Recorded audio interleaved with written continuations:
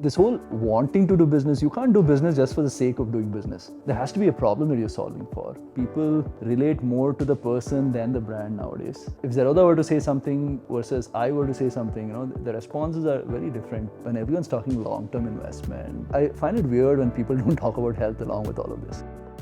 No, this is not your typical Nithin Kamath podcast. In this podcast, we see the unseen side of Nithin Kamath.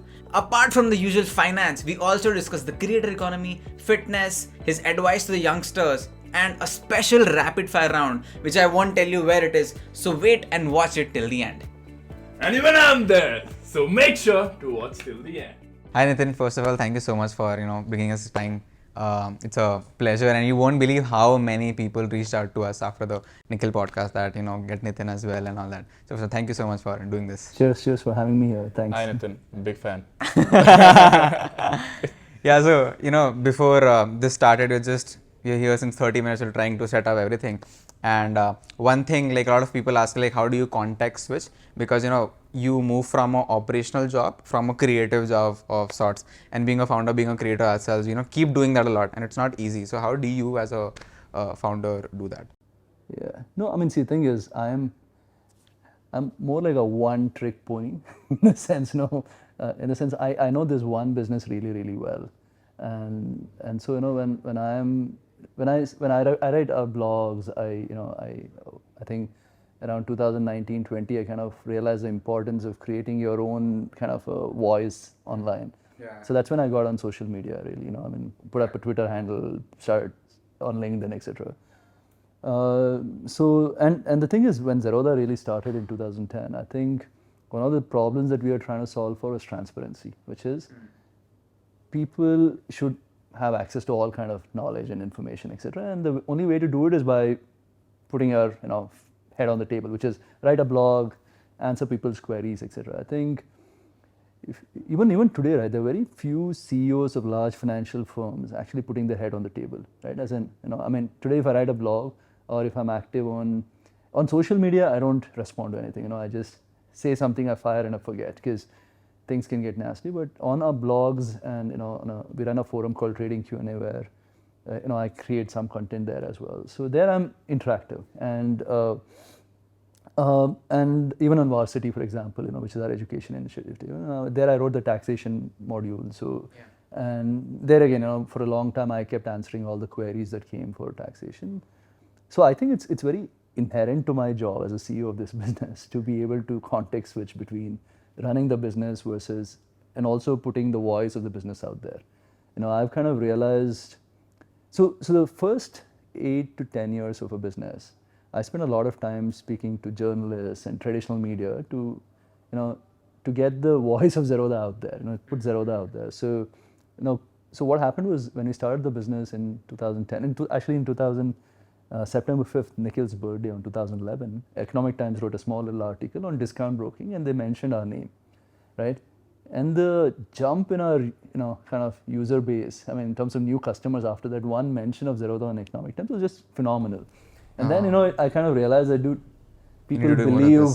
I think this is the one in which your name was mentioned next to Mukesh Ambani. Oh no, that was in 2016. Okay. So that was, when we went zero brokerage, in 2015 December, Economic Times said, these are 10 businessmen to watch out for. One was Mukesh Ambani for Jio, and 2 was Nithin Kamath for Zerodha, which is I still can't believe something like that happened, but I had realized the importance of putting our voice out there, and etc. I was late to the bus of the social media bus, in the sense I never thought people will consume serious content on social media. I thought social media is going to be more, fun, people interacting with their friends and family and etc.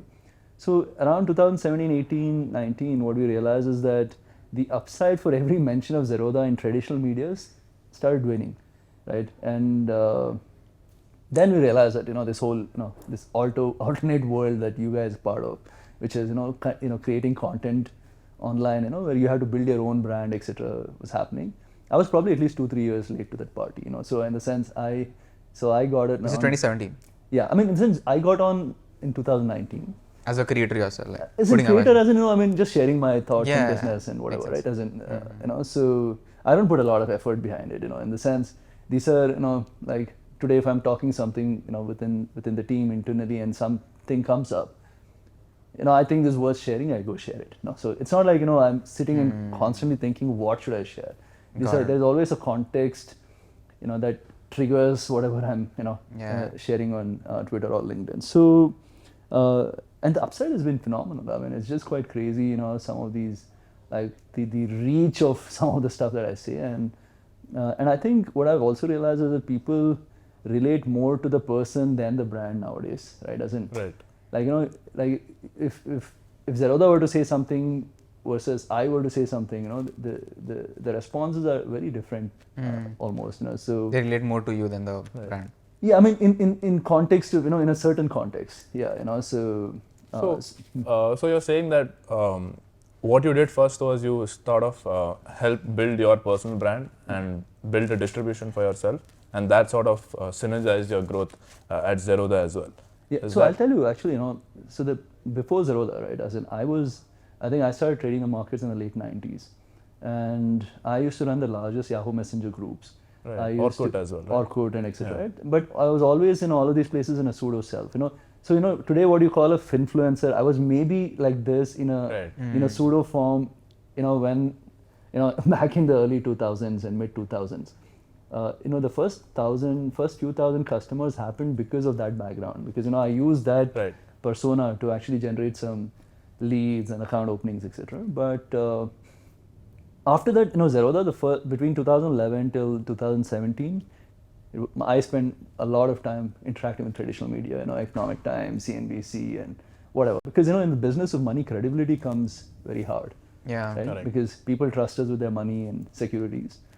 And you might go transact on a platform without as much trust, but if you want to put your savings or investing in a platform, you need to trust this brand, right? And I realized that press builds that trust, and along with, of course, as your customers grow, your customers are happy. The trust builds that way as well. But I think the upside now in traditional media is very little. So a lot of these journalists that I know from before, they say, like if I was to say come to Bombay, you would come. Now if I say I'm coming to Bangalore to meet you, you don't give me time. So what has happened? So wait, you're saying that before when they call you to come to Bombay, you would go. I've done India darshans. I've gone like if journalist from Ahmedabad calls me and says, Nithin, you know what, I want to talk to you, I'll say, oh no, don't worry, I'll come. I'll take a flight. And I've done stuff like go to Bombay, speak to journalists, go to Ahmedabad, speak to journalists, go to Delhi, and do it on the same day, right? So I've done like 1-on-2 meetings, and that then, credibility. Yeah, just to because at that time it helped the business also, to be very honest. Like just press, quoting whatever little, wherever little. But I think today people are not consuming content on traditional media, right? As in, I still love my Economic Times, right? When I'm having my breakfast, I need my paper, right? But when I look at the younger generation, or even my friends, a lot of my, a lot of this 30+ crowd also, they're not really looking at Economic Times. They want news, they're on Twitter or LinkedIn or whatever. So. Yeah. Correct, replaced by the online media. Correct, yeah. Influencers like Sharan. Right. Yeah. You're welcome. You talk about entrepreneurship, right? And most of our audience are wannabe entrepreneurs and all that. And I think you are someone who is very data driven and you analyze a lot. How can someone sitting in India who wants to start a business take a data driven logical approach to start a business? I come across maybe as data driven, but I'm very instinctive in terms of all my decisions, right? As in it's the 10 crore logic that you give, like for an e-commerce, the North Star is 10 crores. Probably it's just 4 or 5 crores, but 10 crore ke upar nahi ja sakte. But that's the dream you have sold. See the thing, I think see I think if someone wants to be an entrepreneur, I think you have to find one thing and get good at it, right? As in, see this whole wanting to do business, you can't do business just for the sake of doing business, right? There has to be a problem that you're solving for. And not even that, as in you need to have some core competencies, right? As in say assuming it is not business and it's 100-meter race, right? You can't just get up, we can't have a conversation like this and say, dude, how do I win the next Olympics 100 meters? It doesn't work like that, right? You need to be built a certain way, you need to have certain genetics, you need to train for years together, and then, you can say, you know what, now let's sit down and plan how to run that 100-meter race. I think today what's happened is I can see it quite a bit in my circles as well, which is this entrepreneurship and valuations are celebrated so much. Everyone wants to become one, right? And even when So slowly that's happening with the creator economy as well. Yeah. Everybody wants to become a content creator. There's no why or no, it's like, like when Tendulkar was earning whatever playing cricket, everyone wanted to become cricketers, right? As in, everyone wants to be on that other side of sorts. Entrepreneurship is extremely tough. I mean, I think to build a business which can sustain, which can make money, where people give you money is one of the toughest things to do in life. And like I said, this whole valuation bullshit is over. Let's assume that is over. So for sure. So now you have to build a business where people will give you money, to consume your product or services in some form, right? And what will you offer which will solve a problem and get people to pay you money? So out of 100 new businesses which come in India, in your experience, how many actually come to the limelight? How many actually become popular and successful? I mean, I would say 1%. I mean, I think 1% would really, become sustainable of sorts. Okay. I mean, 1% is just an approximate guess, but 1% of the companies make profit. You mean? I mean, they survive. 1% of the new companies which come up, they survive. So for the audience, in a nutshell, the answer is before building a business just for the sake of it, build a core competency, learn a skill. Yeah, absolutely. Yeah. Figure out your interest, and then move towards the path of entrepreneurship. The thing is, entrepreneurship. I keep saying this, before you cut wood, sharpen your axe. So because you go with a blunt axe, it's going to take a long time to chop wood. So you spend your 5 minutes sharpening it, right? So and if I look back at Zerodha's journey, I think there are 2-3 very important reasons why we are successful. And I think personally, as a CEO of this business, I think the reason for the success is because of 12 years that went before Zerodha into the markets. Right? There is, we run this foundation, right, as a Rain Matter Foundation, which I'm very passionate about, where we talk about these trees and, climate change, etc. I keep asking this question to almost every scientist that I meet, saying, is there a way to grow a tree fast? Like, is there some technology where, we plant a tree and then, no, there isn't.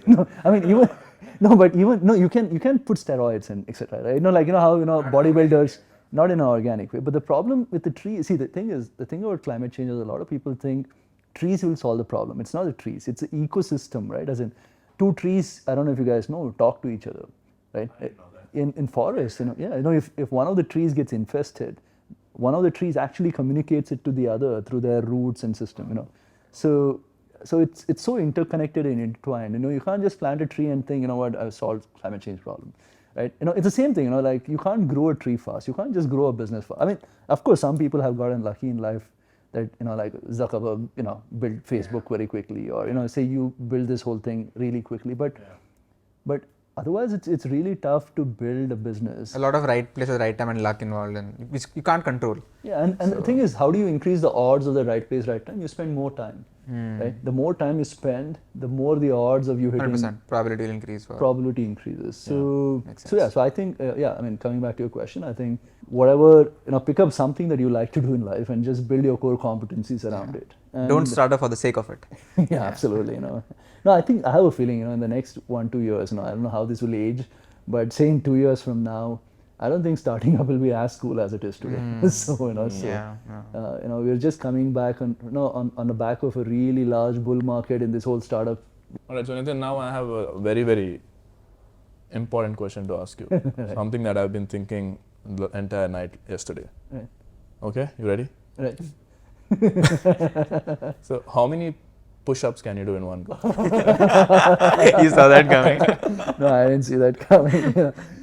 No, I mean, I could do like, I think 40, 50, but I have a shoulder impingement right now, so yeah, if you're asking me to do push-ups right now, I'm not doing. I was going to ask that.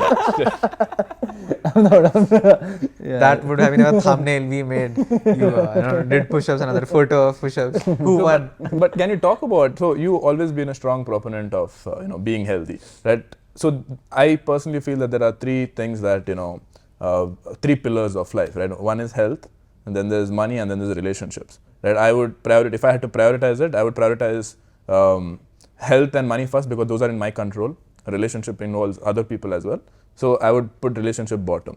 So now health, even though I prioritize it the most, right? The common excuse is that we don't have the time, right? I've joined a gym. Both of us have joined a gym recently. I barely go like once or twice a week. Now I also have a personal trainer to call me up and tell me if I go.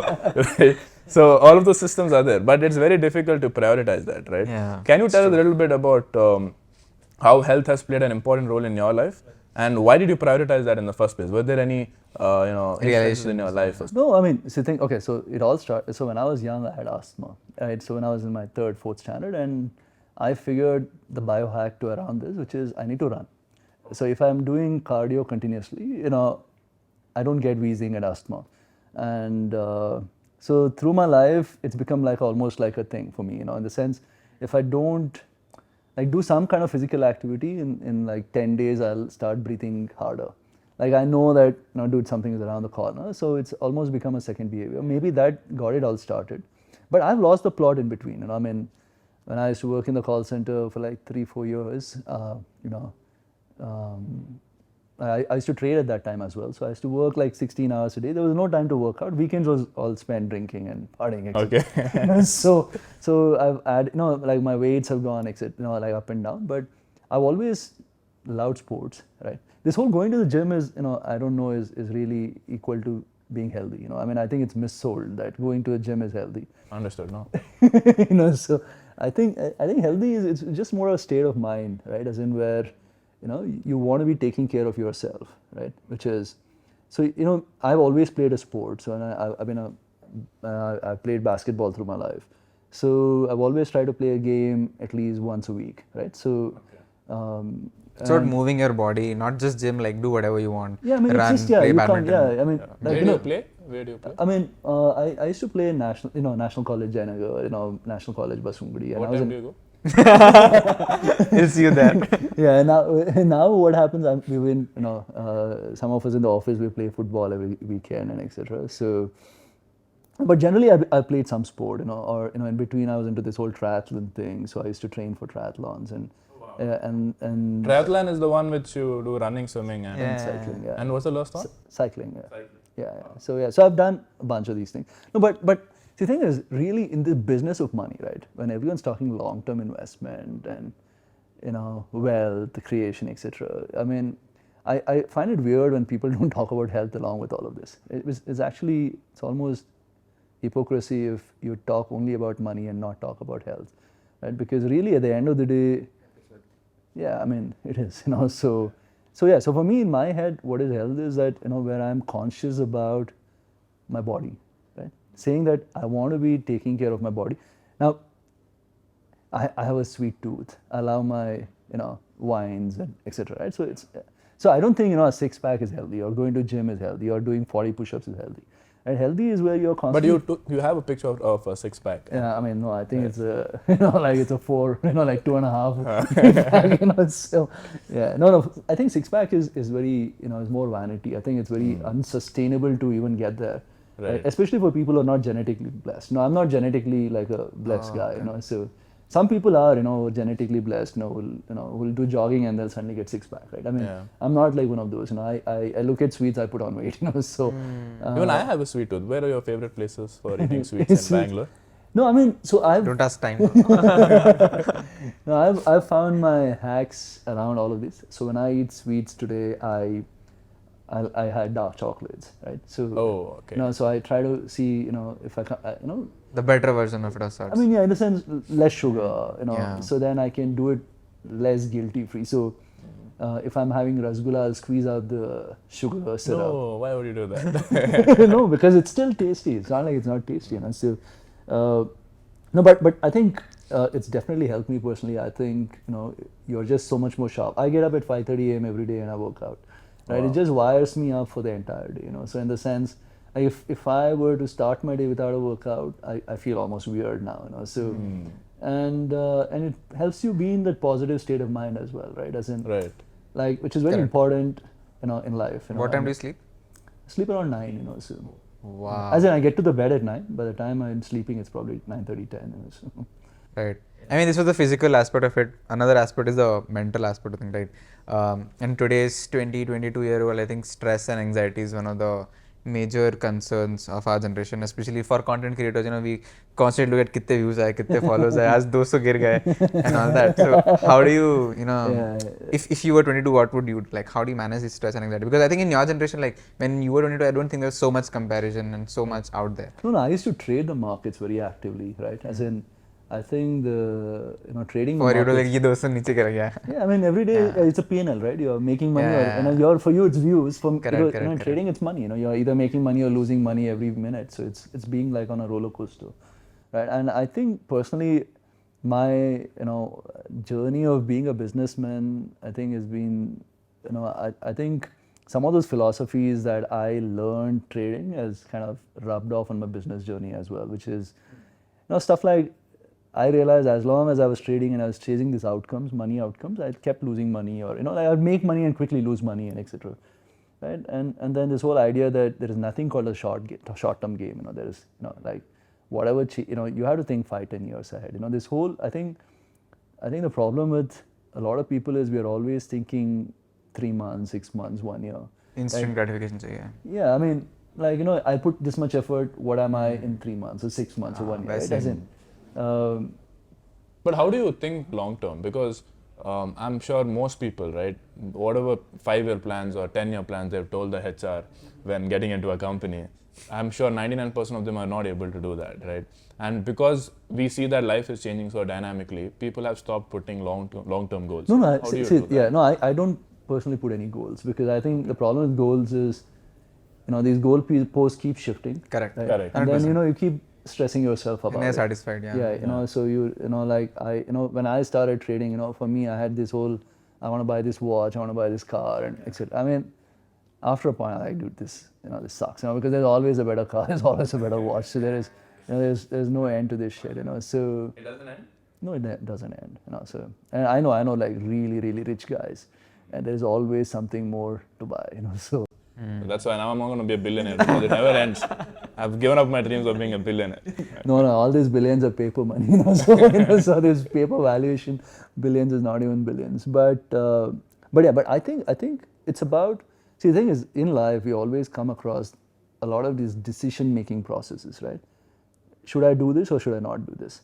When you're deciding between should I do this or should I not do this, if you were to think, is it right for me for 3 months, or if it's right for me for the next 10 years, is what I'm saying short term versus long term. Like for example, like we've as Zerodha, not a single, we have never put revenue targets to anyone in the business, right? If we put revenue targets, I know we'll make money, next quarter, next year, next 1-2 years. But I also know that if you put revenue targets, people will potentially missell something. At the end of the day, right, you go find what is the incentive structure of a business, you can figure the direction of the business, right? It's so if I know that if our team missells, well, It's a good point. Incentives, we'll tweet about this. I think even with problems, it's the same thing, right? We whatever problems we have in life, we should ask ourselves whether this is going to be a problem 5 years from now. Absolutely. If no, then Yeah. we probably shouldn't The stress thing too about much relationship about that you spoke, the reason relationships is so complex is because postponing has the biggest lashback in relationships. If you're postponing, see, the thing is, a big problem in relationship is misunderstandings. Yeah. Not being transparent about your feelings, or not putting it out there for the other person too. And the more you delay it, the more problematic it becomes. Piles up and piles Piles up. up. Like as soon as you say, what, I'll talk about it tomorrow. I'll talk about it after a month. Versus say, what, dude, this is a long-term problem if I don't talk about it now. So let me talk about it now, right? And if you, I think I think that's the key in a relationship. I think it's I'm about. calling my girlfriend right now. You don't have. I'm single. Yeah. So I think that's how it's in almost everything in life. It's just about, like, even for businesses, for example. Most startups today are wired to think about the next 3 months to next 1 year, right? So all the decision making is really how to optimize what's the best for the next 3 months to 1 year. Even for listed companies, right? Yeah. There's so much pressure on CEOs of listed companies to give quarter-on-quarter growth and revenue. So they are doing everything that is right for the next quarter end, right? Because no one cares about what happens at the end of 5 years, right? Because he might not even be there, right? So he doesn't even care about it. So That's a vision also. It's about the vision as well. If no, you want to play the long everyone term. has vision, but the thing is, when there's so much pressure to meets short-term goals and targets. So it's really tough. And one of the toughest jobs of being a CEO of a public listed company is that, because every quarter end, you're gonna get grilled by all your shareholders saying, what did you do in this one quarter, right? And it's very tough for CEOs to take the decision saying, you know what, I'm doing what is right for 5 years. Next few quarters may be bad, but it's right for 5 years. It's very tough for CEOs to take such a stance. And I think one of the reasons why we have a lot of businesses which are not innovating, which are, like, to be very honest, if you look around, what is the last real big innovation we saw? Right? I mean, maybe the iPhone. No, come on, not Zerodha, right? I think iPhone was the last innovation. In a way, in reality, but after that, none of the big companies, even Google, Apple, or anyone, right? Anyone's really innovated, as in they haven't really put anything which is substantially better. Like someone was talking about. We could just say Tesla, right? Yeah, I mean, Tesla was around the same time, but Tesla is electric cars is Tesla is 2006, 2007 types. Yeah, maybe, but for sure Tesla has also done some wonders. Basically, whatever Elon Musk is doing. Yeah. But other than that, I mean, he's a alien for sure. So this also brings me to this question, like just a quick 1-2 points that you can give. If someone has money, where do they invest? Of course, on themselves, but how do they invest it on themselves? Like if they have money to like grow faster or compound. In today's world, you really need to spend money to get better, right? As in, I think today content is available free almost, right? As in, you can learn from the best in the world for almost nothing. If you have the intent to get better, if you have the intent to learn, I don't think money today is a roadblock, right? I mean, I'm assuming you have internet access, right? I'm assuming you have enough money for, your house and, someone's like there's food, there is all of that, right? Yeah. If given all those bare minimums, and if you have intent, it's just quite crazy how much content is there. So what I'm saying is, if someone wants to get fit, you go on YouTube. I think you just have anything and everything, but you have to have the intent. All right, so now let's move on to the hot topic. You ready? Yeah. It's not push-ups. That's now let's talk about, do you invest in crypto? No, I haven't done till date. So what are your views on that? Like everybody who's watching here, right? Man, it was such a dream that was sold last year. Like people were investing in crypto in huge numbers. Obviously, 99% were doing it just to get rich overnight, right? And now this crash has happened. Now there's so much hate around crypto now, right? So what is your take on this entire sequence of events? No, I mean, I've been very consistent about this for the last 3-4 years. I don't understand the product or asset class. I don't understand the problem it's solving. Okay. So I maybe I've never put enough time and effort to even figure, what it is solving for. But this, if it is, so thing is it an asset? Is it a currency? Right? If it's currency, you don't want currency to be volatile, right? True. I mean, say, you are a business. I come to you with some crypto, and you say you are selling me idlis, right? I pay you for that idli with this currency, and then as soon as you get that currency, if it's volatile and the value price drops, you as a business have a problem. So if something is very volatile in the way it moves, it can't be a currency, right? And somehow when cryptocurrency, like some of those proponents who say it's currency, it can be a currency, but they think the value will continuously keep going up. See, nothing can go up, right? Right? I mean, so anything that goes up also comes down, right? So in a sense, so that means there's volatility. Now, if it has to be a currency, I think it has to be stable, right? Now, the problem with the stable coin types of, like a structure, which is, where it's always pegged and it acts as a currency. I mean, the only problem it's solving for is to be outside regulation, right? Outside government control, right? And it kind of opens up a bunch of issues, right? As in, you can money launder, you can do whatever, right? As in, when there's no government. But what do you think about those real-world applications such as NFTs or smart contracts of Ethereum? What do you think about that? No, that's what. So see, smart contracts is like, you're being like almost like a parallel bank, right? Now, a parallel bank, unsupervised is a problem, and as we've just realized, right? As in, like there is greed always wins over everything else, So, like if people can raise money so easily, unsupervised, and have freedom to do whatever they want, most likely greed is going to take over a lot of people, right? So, people will do mistakes and, and in turn cause losses to other people, So, definitely use cases, but I don't think it can live in a parallel universe unsupervised. You can't be a wild, wild west, so where anything happens, So I think it has to, if it came under the, kind of government purview and etc., maybe there is a use case for some of these things, but I don't see how that will happen because, but some of these, for example, cross-border payments, like crypto really solves for the problem, right? So I hope there's an outcome here somewhere where it really ends up solving some real problem versus just being this asset class where everyone thinks the price is going to go up and just buy into it with that idea, right? It has to be solving for some problem, and I don't see that happened yet.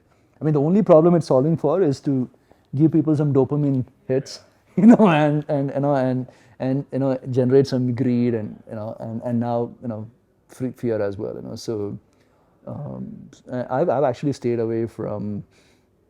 I've had opportunities to invest into a lot of these crypto exchanges, would have generated a lot of money, in terms of investment ROI, etc. But we've stayed away saying, we are a regulated entity and we don't want to have any trail of doing anything in an unregulated space, right? So we've completely stayed away from crypto as such. All right. So now I have a question regarding investing, obviously. There's a saying, right? Most people, there's this pyramid of prioritization when it comes to investing. First is asset allocation, then picking the right investments within that asset allocation, then finally is timing, right? But most people, that is the prioritization which people should follow, but most people prioritize the timing first and then what stocks to pick, and then finally they worry about asset allocation. Now I wanted to ask you, given that asset allocation is the top priority, how should these three set of people think about asset allocation? The first set of person is a person who has just started working. Let's say he's making 30,000-40,000 per month, right? 23, 24-year-old kid like him. So how should he invest in his asset allocation? Then next would be someone who is, late 30s or early 40s, who is kind of well-to-do in life, kids are there, well settled, is making around 2 lakhs a month. This is the second category. And the third category is a billionaire who is financially independent. How should he invest his money? Not necessarily a billionaire, a very rich guy making, let's say, 40-50 lakhs a month, or someone who is very well off. Yeah. I don't think there's a cut copy paste. A lot of people, have this rule of, 100 minus your age. Let us assume that they don't have any short-term goals. They're just saving for their, a long. No, not even that. I'm saying, what I was saying is, for example, I might be a 25-year-old who potentially can have 80% exposure to equities, right? Or even more. Yeah. But I might be one of those types who gets stressed because of this, because of the volatility of equity. So even if I'm a young guy who's making this 30,000-40,000 rupees, even though I can take risk, maybe equities are not the right product because I get stressed because of volatility, right? So, because the problem with money is, it just doesn't affect your portfolio performance, it also affects you personally. Right? Like I've seen so many people who destroy their careers because of overexposure to stock markets, right? Because you're constantly just thinking about my portfolio up or down, and you've forgotten that, dude, your primary job is to work, contribute, in a place of your work, right? So I think it comes down to the nature of that person, right? While this question is a very simple 100 minus age as exposure to equity, rest as debt. Within debt, maybe you can give 20-30% to gold or whatever as a hedge, right? Which is like a standard what is sold in MBA schools. Yeah. But I don't think that cut copy paste works because every person is different. Yeah. I might be a 75-year-old who enjoys the volatility that equity brings. And I don't care about downside. So let us assume that all these three sets of people, they understand how asset classes work. They are financially literate because I'm assuming that. No, not this. I'm saying what is their risk appetite? Let's say their risk appetite is that they can tolerate 20-30% deviation. They don't. Right now, what's happening in the market today, they're not really too much bothered with it. Yeah, if someone is not too much bothered, I think if you're living in India, I truly believe. I might be wrong, but I truly believe India is on its way to become a super economic power in the next 20-25 years. Yeah. And I think you need to be buying India, which is buying as much of India as possible. So if you're a young guy, upside is extreme. The risk to reward is just, I don't think you should get into timing the market, it's down, let me bulk invest. Yeah. put small amounts of money for the next 20, 30 years, and I think you'll come across okay. So you mean like 100% equity? I mean, yeah, if you're saying that you're okay with Volatility. volatility in this thing, it doesn't affect you personally, I think you should just do it. And you believe in the India vision, then go for it. Yeah, I mean, because it's one of those once in a lifetime opportunities. Like it's the US of this 80s to 2000s, like where just the economy grew so spectacularly. Right? Today we have all the ingredients in place for India to kind of spectacularly outperform all other countries in the next 20. Now, if you miss this, you potentially are gonna miss India, right? As in, it maybe happened like once or twice in your lifetime. Correct. I mean, no, I think it's typically, you get this opportunity once in your life, so.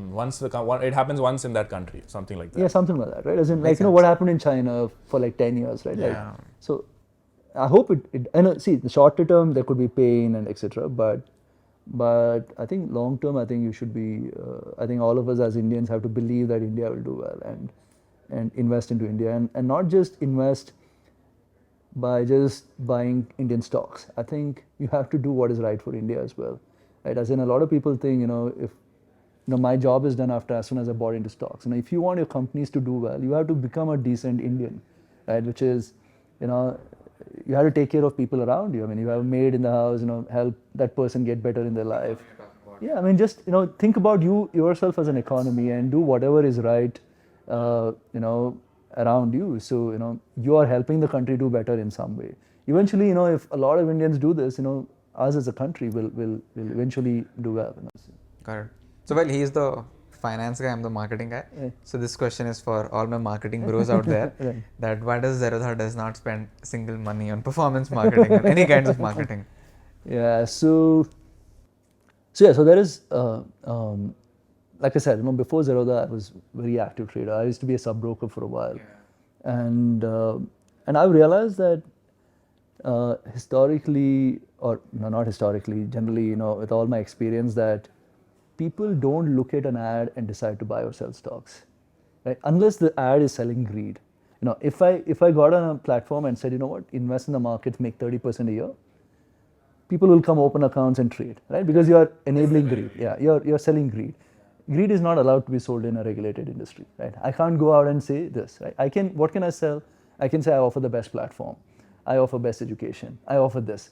But this is not an enabler for people to trade well, because everyone else is also saying exactly the same thing, right? So I kind of realized this long back that if you actually go find people around you, I don't know how it is in the 20-year-olds, but at least in my generation, the 30 plus, 35 plus, most people who invested did because someone around them enabled them to invest. I started trading, it's usually a friend who is enabling. So the idea right from day one of Zerodha was that the way to grow is to get our customers to talk about us.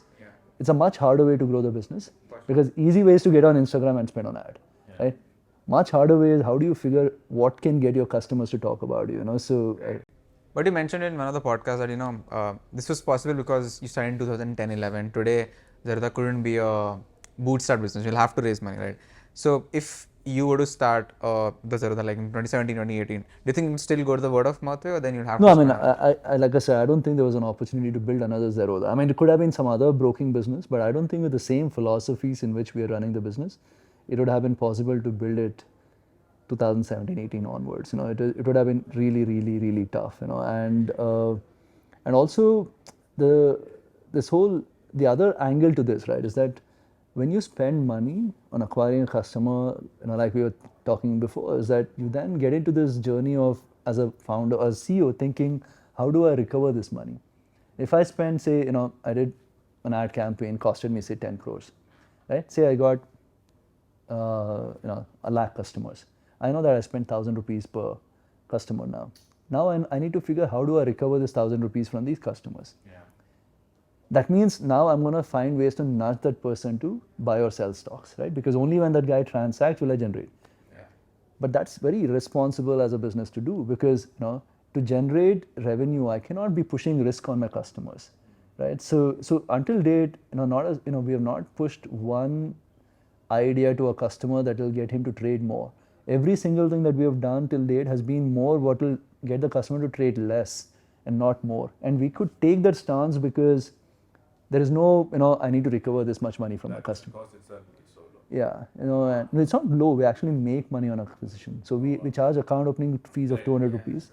So it's a minus 200 rupees CAC, to be very honest. So Sorry, bro. We're not making any money today. It's fine. Sorry, it's fine. no, but I'm sure, see, the thing is, the other question that I asked is, would you ever do it in the future? Yeah. So today, the thing is, Exactly. we don't have a product, I don't think Zerodha has a product today which I can sell to everyone, right? Today we have a product that is, if you have an intent to buy or sell stocks in India, we probably offer a decent platform. But if you don't have the intent to buy or sell, we don't really have a product, right? So if tomorrow we had a product which is for people who don't have intent, that means, if you guys are sitting here, say, in a coffee shop, I can come to you and say, you know what, guys, you don't know how to invest, but here is this thing I have where this will invest for you or something like that, right? So that means I can convert non-intended people into a decent whatever. Maybe at that time we will. There's hope. Yeah. There is, I think that's also in the cards. Coming soon. We'll do a rapid fire now. Okay, there are like 10 questions that we'll quickly ask you. 2 to 3 seconds, 2 seconds is the max that you can take. So the first question is India's strengths and weaknesses. Right now. Oh, okay. Strength is 20 to 30-year-olds. Got it. Weaknesses is not enough money. Not as- Okay. One startup you wish to invested in. No, Jesus. Doing it quickly is, Tesla if I could, Tesla. Tesla. Okay. Guilty pleasure. Sorry? Guilty pleasure. Something it's bad for you. Chocolate. Chocolates. First thing you would do as the finance minister of India for one day. Damn, how do you expect me to answer? We can take time with this. Yeah, no.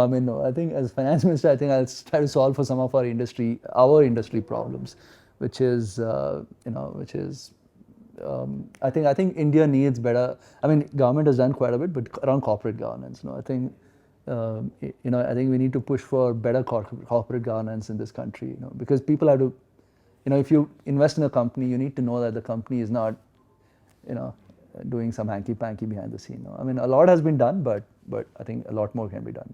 Favorite sports person and why? Michael Jordan. And why? Because I think it's just phenomenal in all the ways. He's a great businessman, good sportsman. He kind of did that transition also very well. Okay. One expensive thing you're not guilty of purchasing. Oh, like that. No, I like spending on experiences. So I'm usually, I don't feel guilty when I spend money on experiences. Like, can you give an example of a recent Like- expensive experience? Going on a good holiday, for example. Okay. Got it. Why is this your favorite podcast till now? I think the jokes were quite lame, but This was not a joke. So it's me. Okay, so 2 movies we can binge watch anytime. Godfather and Shawshank Redemption. Wow. 2 books, non-finance. The Anarchy. So this is about the East India Company. I Okay. think, it's very like how they came in to do business and then took over the country. Yeah. And if you look at them and then look at big tech, it almost seems very similar in terms of structure. Right, but final question of the podcast is like 3 life lessons that you want to share with the 22 years out there.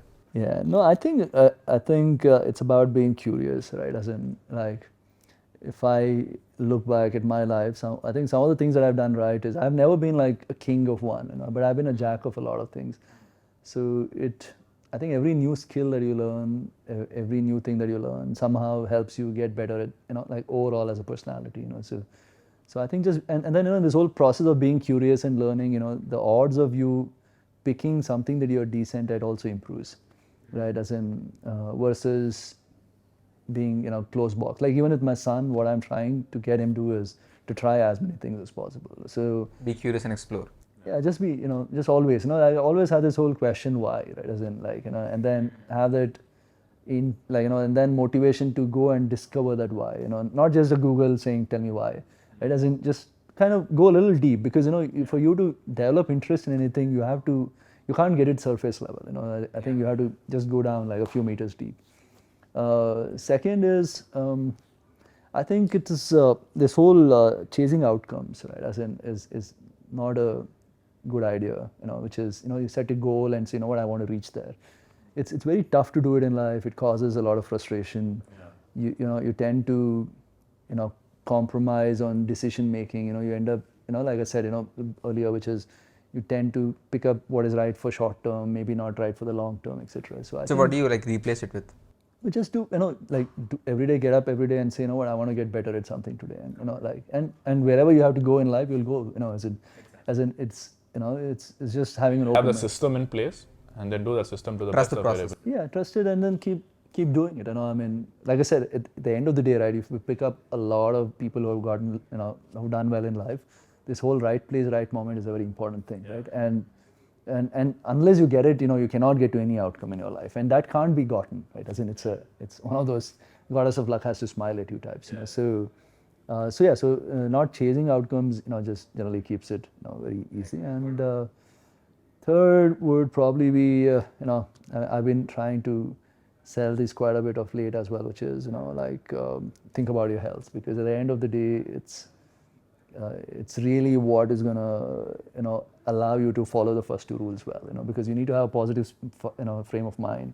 You need to, even if you were to have a great outcome, you need to be able to enjoy that outcome as well, right? As in, you don't want to be, in your bed and etc. And I think sitting is the new smoking. So, and this whole work from home and this whole new culture, I think we are just sitting too much more than what we should be sitting. So I think pick up a sport, pick up, run, swim. I mean, gym is really One of them. Yeah. one of the options, So, So this because weekend we'll go, swimming.